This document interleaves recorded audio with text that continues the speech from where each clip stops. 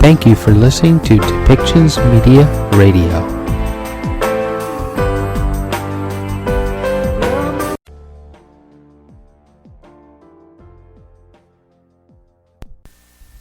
Welcome to Policy and Rights, the show about government policy and human rights.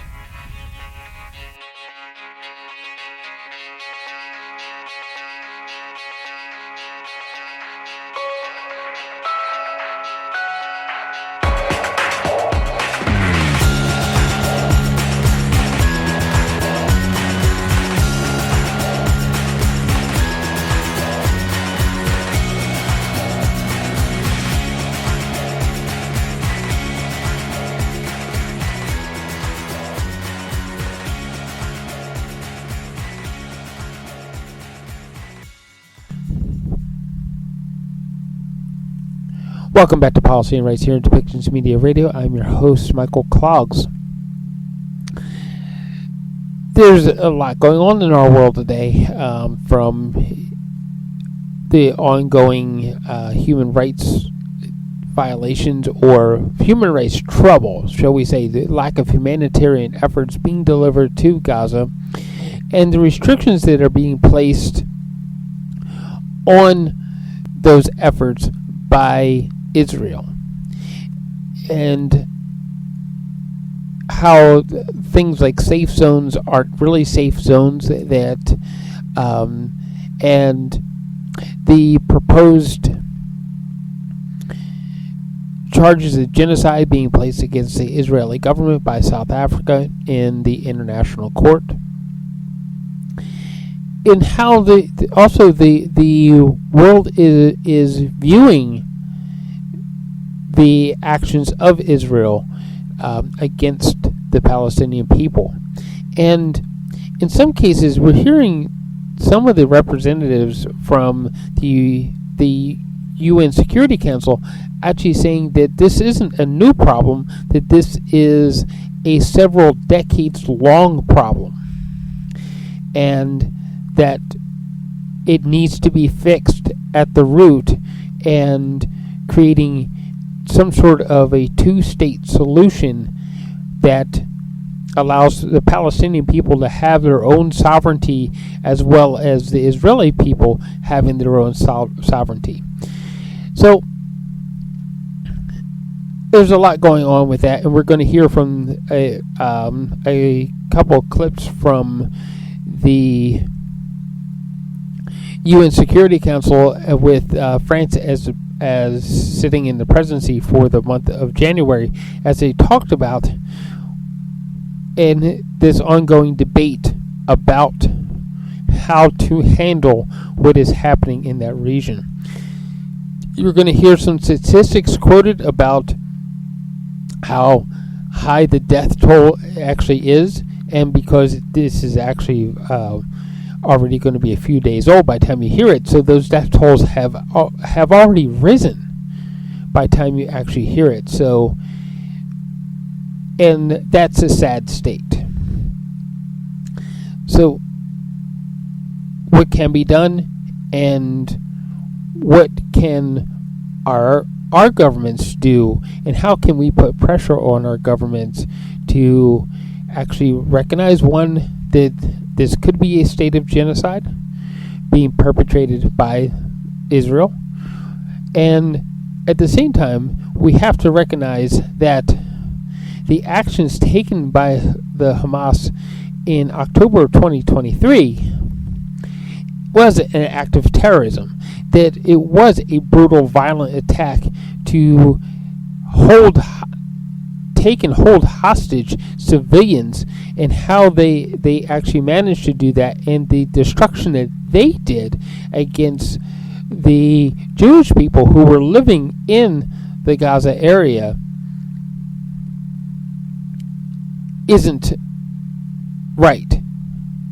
There is crime on both sides of this, and how the balance comes.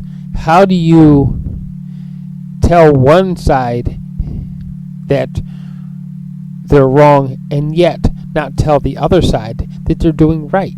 because neither side is doing what should be done. What needs to happen is a open dialogue that would define how there could be peace for both the Israeli people and the Palestinian people.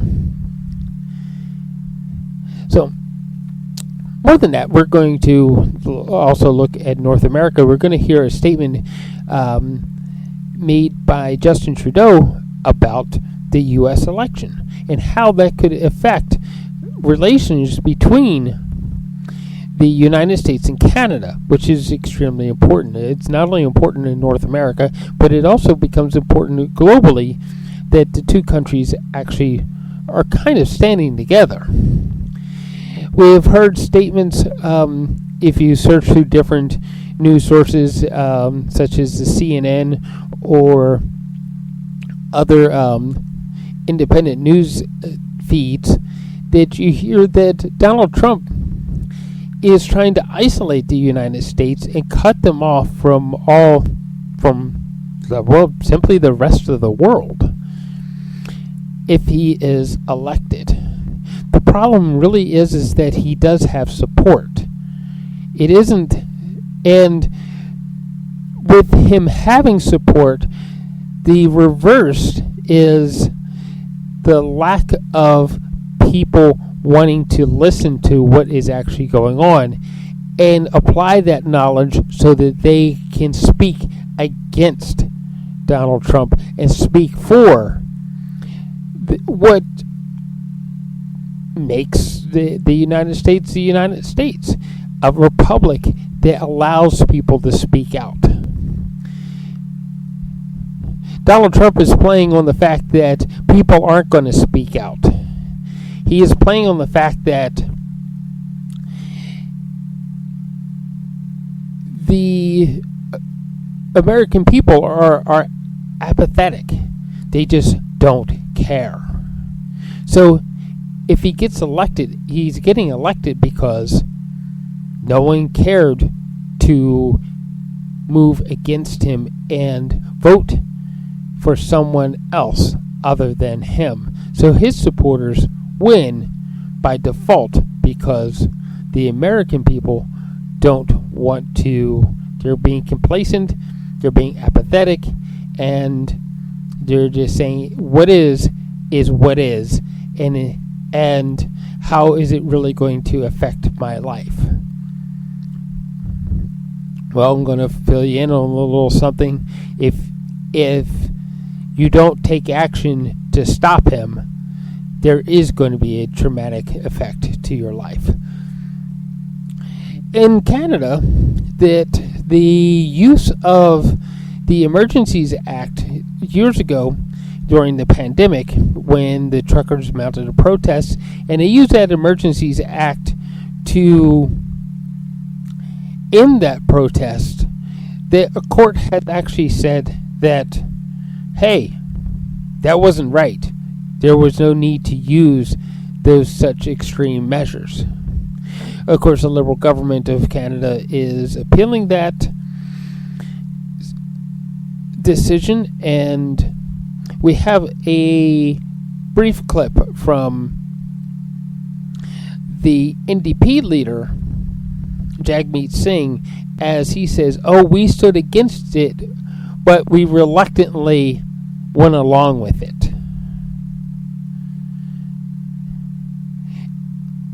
That also leads to more complacency. If you are against something, then speak out and say you're against it up front.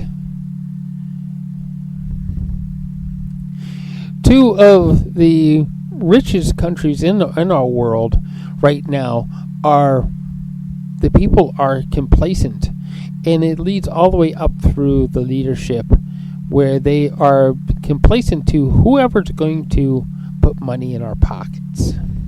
We need to speak for humanity. We need to speak that we all find that equality that humanity should have. So why don't we start with we're going to listen to Justin Trudeau and Jagmeet Singh as they make statements about Donald Trump and the use of the Canadian Emergencies Act and the ruling that happened. And then we'll hear from the UN Security Council with clips from a few of those countries who are speaking out that something needs to happen to stop the massive devastation in Gaza. So, at the end of this, please do find that subscribe button wherever it may be. And we are also looking to support our fellow podcasters in a podcast community movement so that as podcasters, we become that independent media source that our world needs to have in order to get to know what is really happening in our world. We've also talked a lot about the American elections coming up. Canada-U.S. relations are fundamental for the prosperity, well-being of Canadians. We know this is an important election year for the U.S., so we'll be hearing shortly from a panel of experts. There's no question that we made it through the challenges represented by the Trump administration 7 years ago for 4 years, where we put forward the fact that Canada and the U.S. do best when we do it together, when we're well integrated, when we recognize the prosperity that's created on both sides of the border. That's going to continue to be our approach.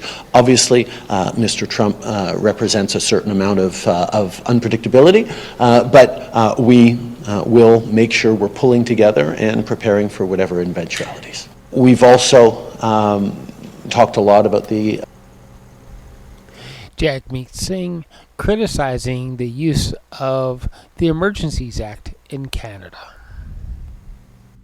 From the beginning, we said and we maintain that the reason we were in that crisis was a direct failure of Justin Trudeau's leadership and also other levels of government that failed to act, to take the challenge presented seriously. Their inaction resulted in a serious crisis where we reluctantly supported the invocation of the emergencies measures. We said that was something that we reluctantly supported.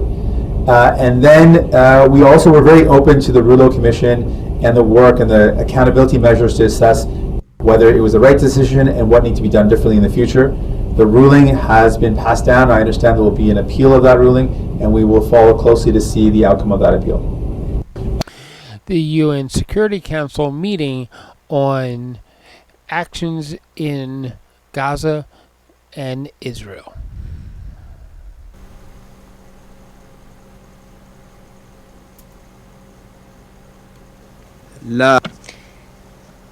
The 9,534th meeting of the Security Council is resumed.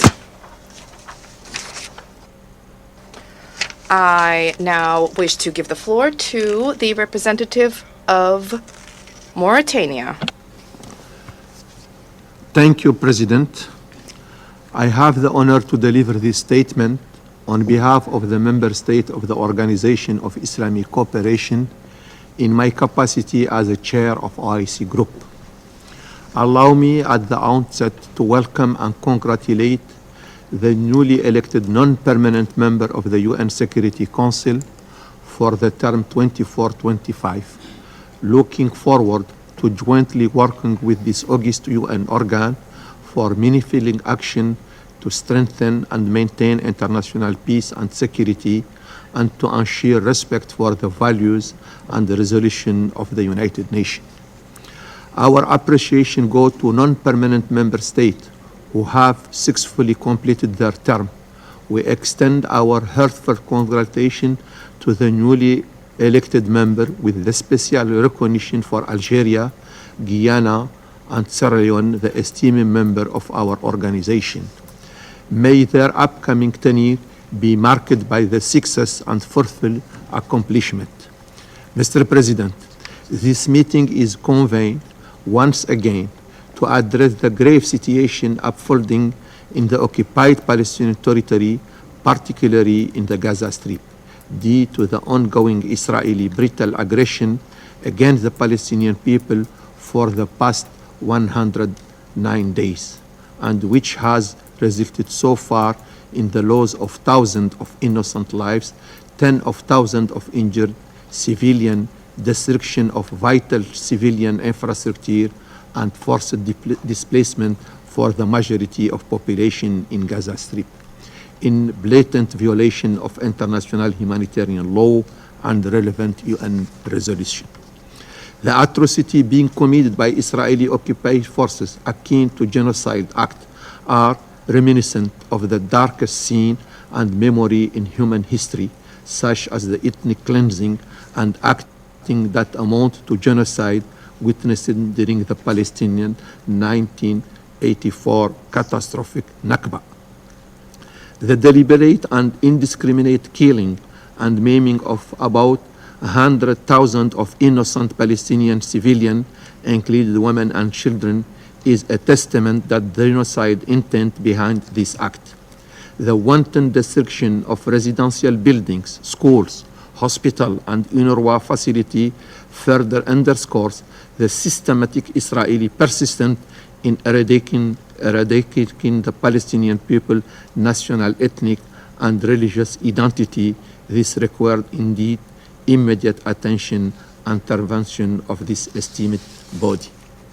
In the same vein, the Organization of Islamic Cooperation, OIC, firmly rejects any attempt to alter the democratic composition of Gaza Strip through forced displacement.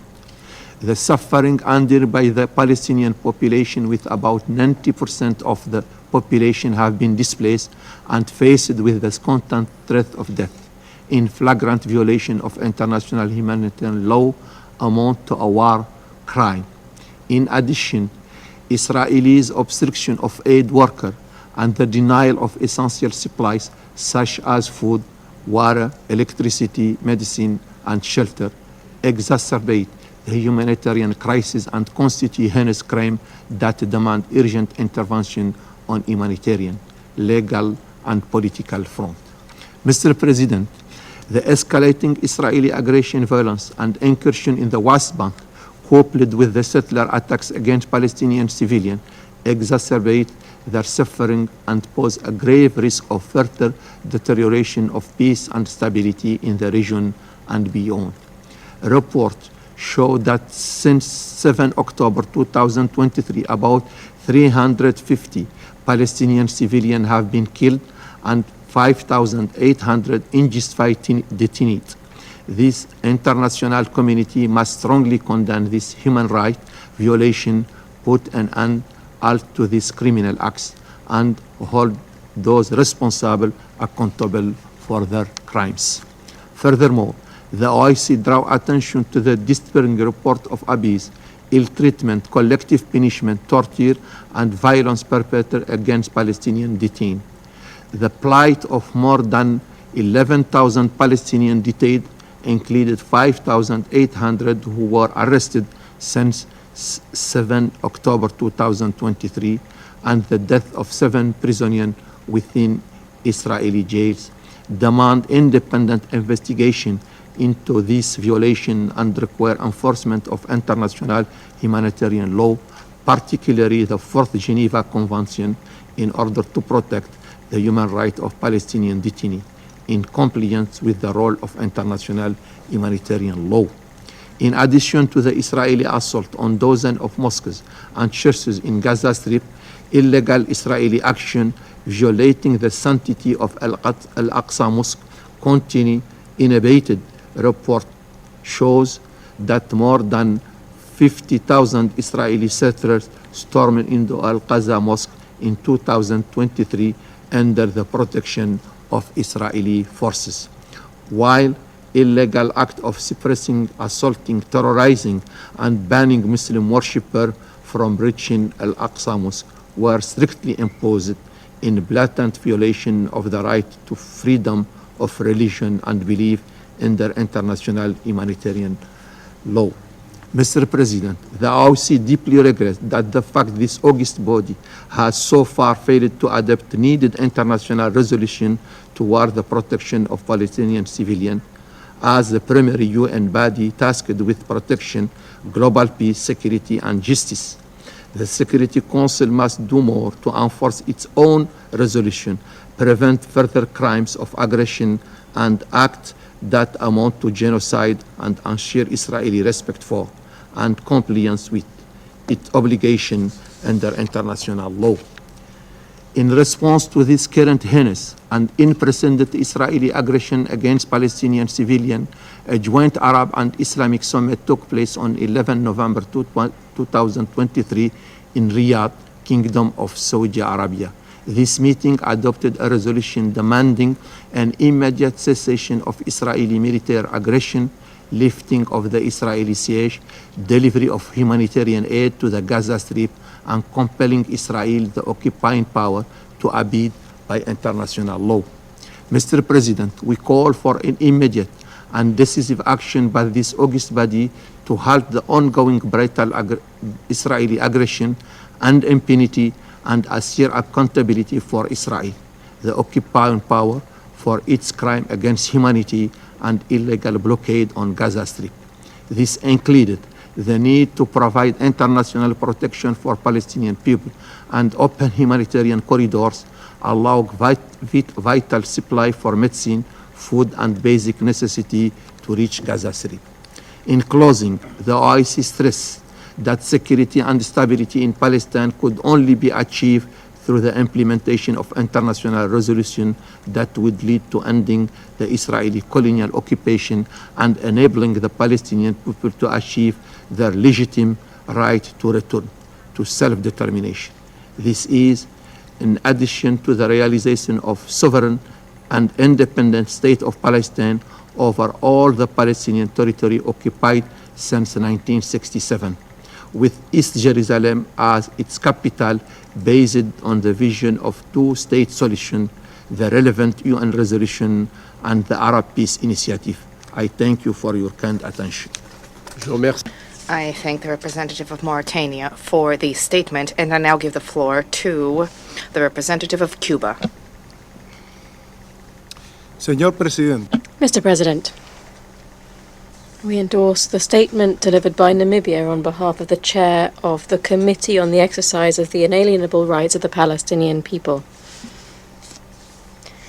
It's time to stop Israel's genocide against the Palestinian people. We reiterate our unequivocal demand for an immediate ceasefire and an end to the belligerent rhetoric. The urgent mobilization of emergency humanitarian aid under UN coordination is essential to address the catastrophic situation in Gaza. The summit of non-aligned movement and the South-South summit held recently in Kampala unequivocally stated the very same. We demand that the United States government stop paralyzing the United Nations Security Council.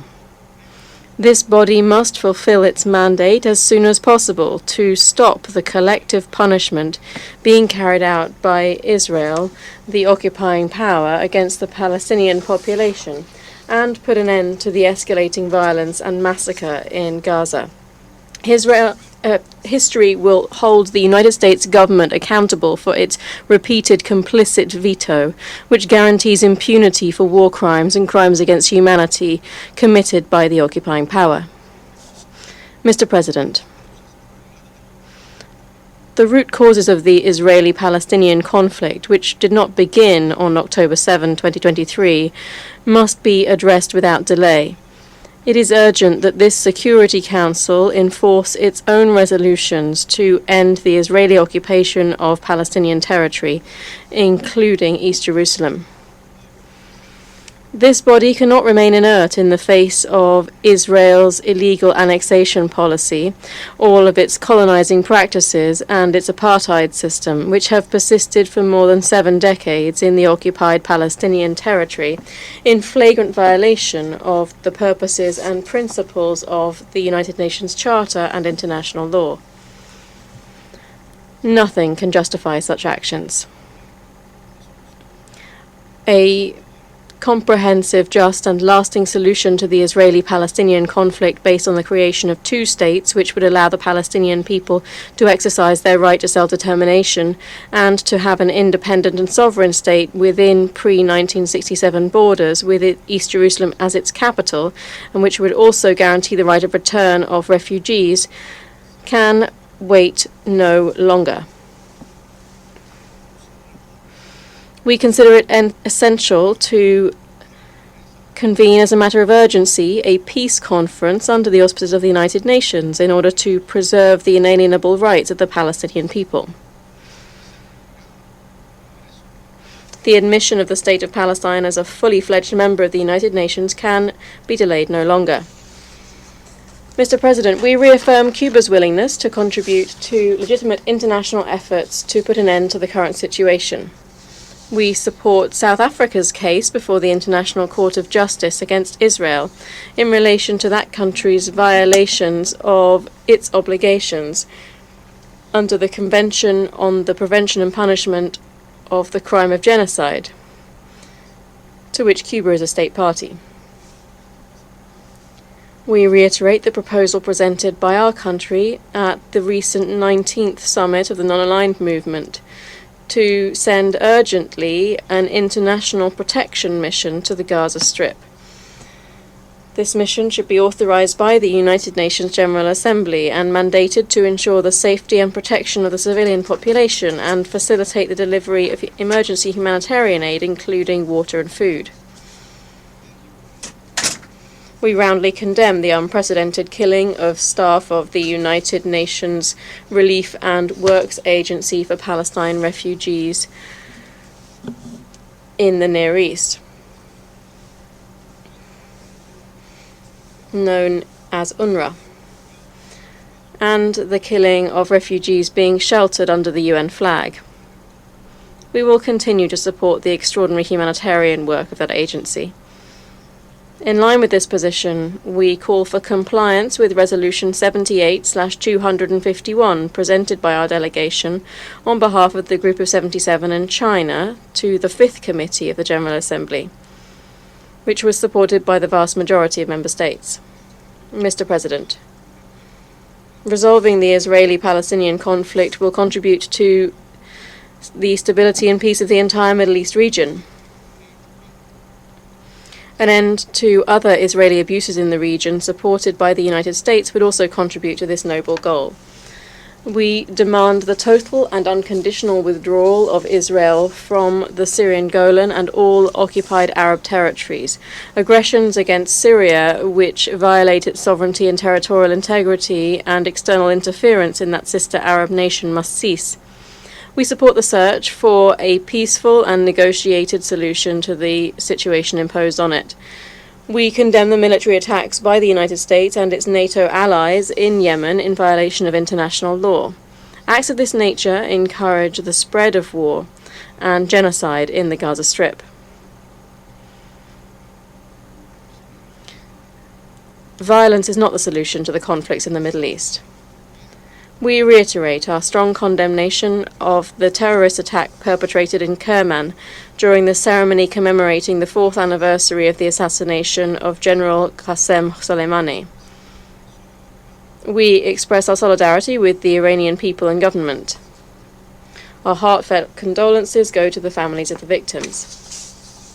We demand an immediate and unconditional end to the arbitrary and illegal unilateral coercive measures imposed by the United States against sovereign nations in the Middle East. Let us stop the double standard, selectivity, and political manipulation that undermine the cause of international peace and security. The Security Council must put itself at the service of the peoples of the United Nations and not at the spurious interests of the war machine. Thank you very much. I thank the representative of Cuba for the statement, and I now give the floor to the representative of Brazil. Merci, Monsieur le Président. Thank you, Mr. President. I congratulate France on having convened this high-level debate, which once again has drawn the international community's attention. President, it has been decades since the present item in the Council's agenda was first considered. There is a need to go beyond wishful declarations and engage in dialogue and compromises that translate into action. As never before, there is a need for real diplomacy and true political will that enable effective multilateral action.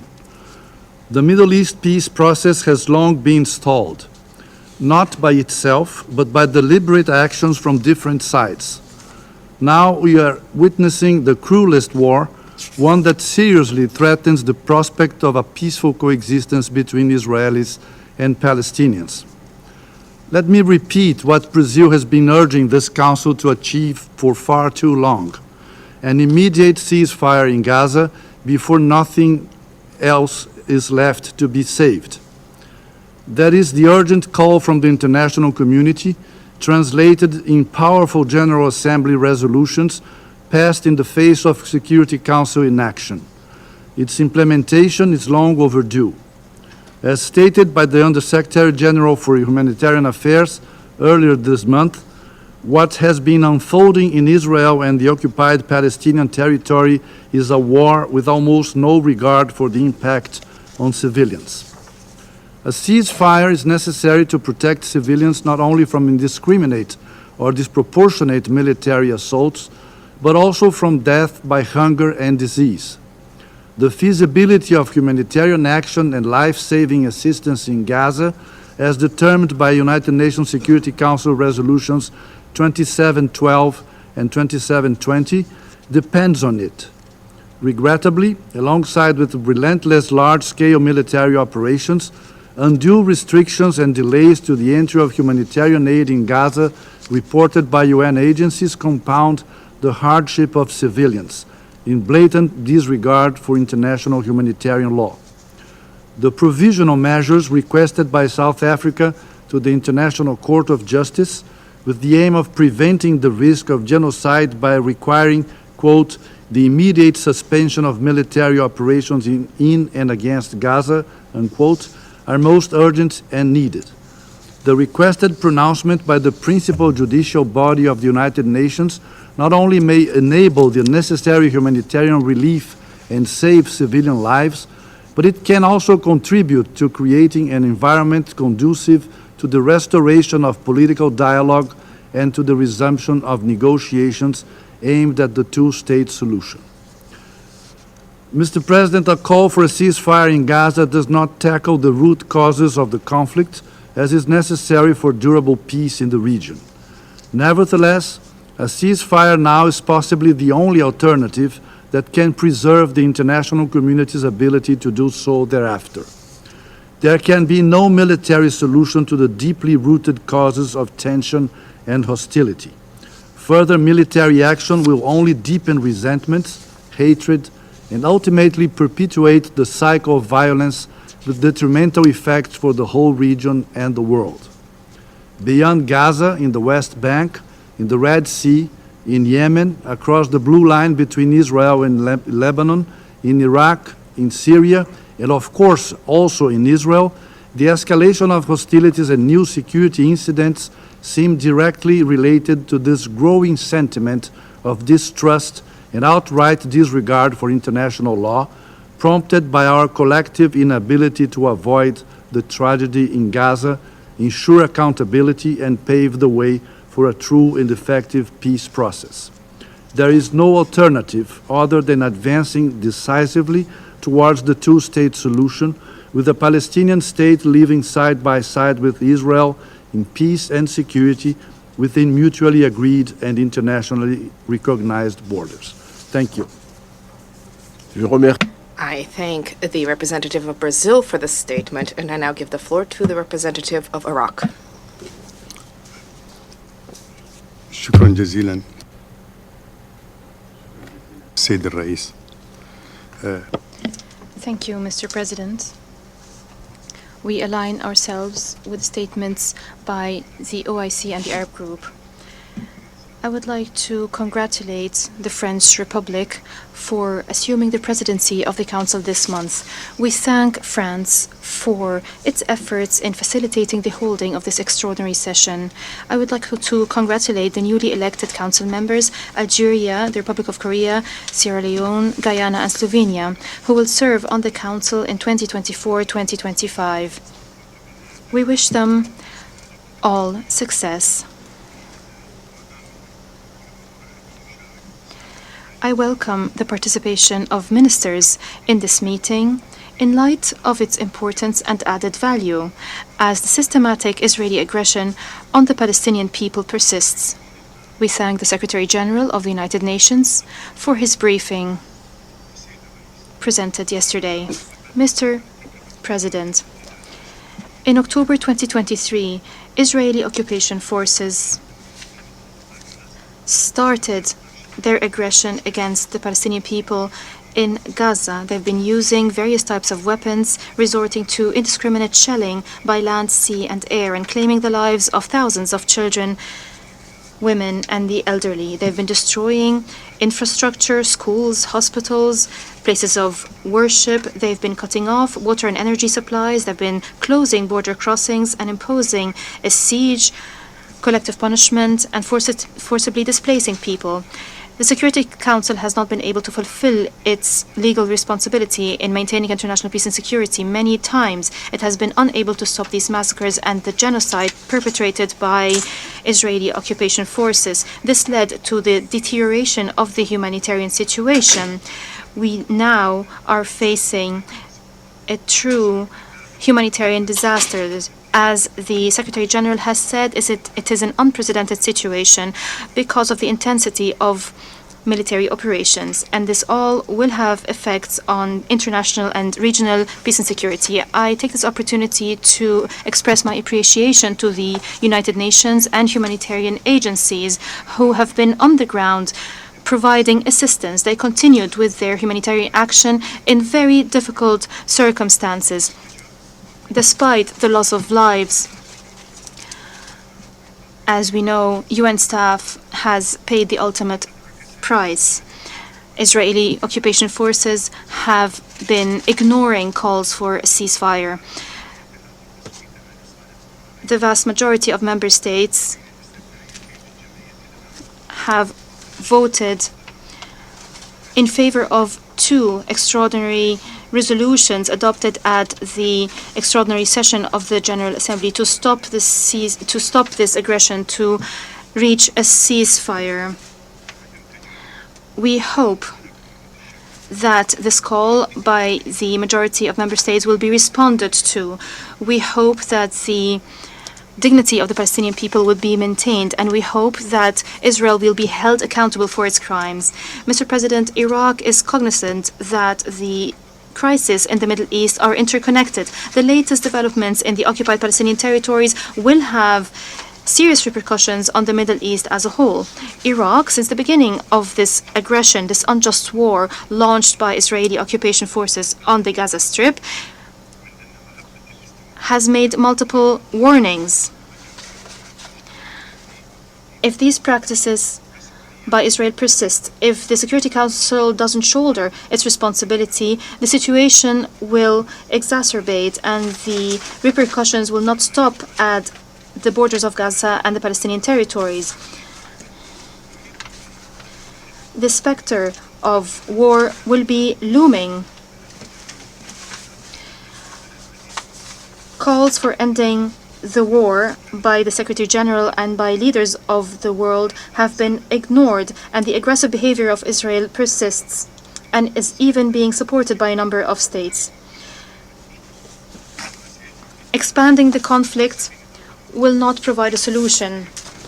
The solution lies in the Security Council shouldering its responsibility, adopting a resolution to stop this aggressive war against Palestinians in Gaza. Mr. President, the government of Iraq expresses its full support and appreciation to the Secretary General of the United Nations for his principled position contained in his letter to the Security Council his position regarding the flagrant violations in Gaza. Iraq stresses that the humanitarian disasters as a result of this aggression led to a humanitarian tragedy, which requires immediate international action. International efforts must be made to stop a spillover of this war. What happened in Gaza on the 7th of October cannot be regarded in isolation of the accumulated violations by Israeli forces in the Palestinian territories, the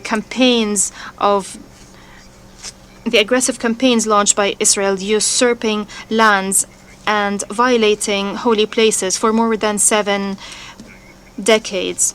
In these circumstances, the Palestinian question cannot be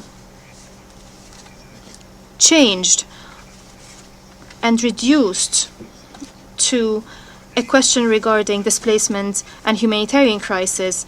This is why the international community must take tangible measures to end this suffering. We call upon the international community to show its solidarity and to call upon Israel, the occupying power, to stop its aggression against the Palestinian people and to comply with international resolutions. Iraq supports the case filed by South Africa at the ICJ because of the crime of genocide. This is an important step towards a ceasefire, towards accountability, towards justice and the end of occupation. Iraq looks forward to the role played by Ms. Sigrid Kaag on the ground to ensure the delivery of humanitarian aid without obstacles and in a safe way. We call for providing all kinds of facilitations to Ms. Kaag so that she's able to fulfill its role in implementation of Security Council Resolution 2720. It is important to establish a monitoring mechanism by the United Nations to facilitate and monitor the entry of humanitarian aid to Palestinian territories. Mr. President, the Republic of Iraq, since the beginning of the Israeli aggression, has sent food aid, humanitarian aid, and medical supplies to the Palestinian people in Gaza via the Arish airport in Egypt.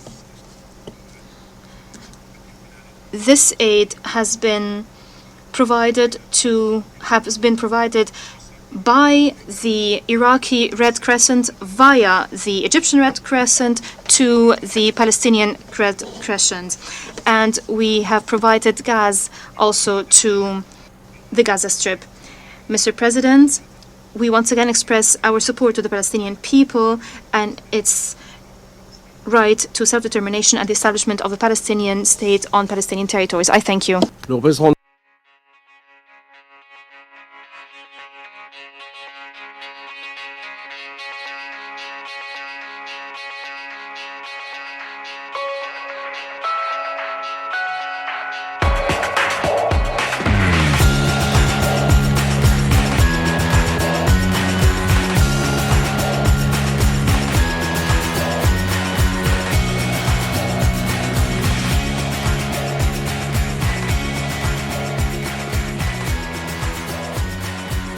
This show has been produced by Depictions Media.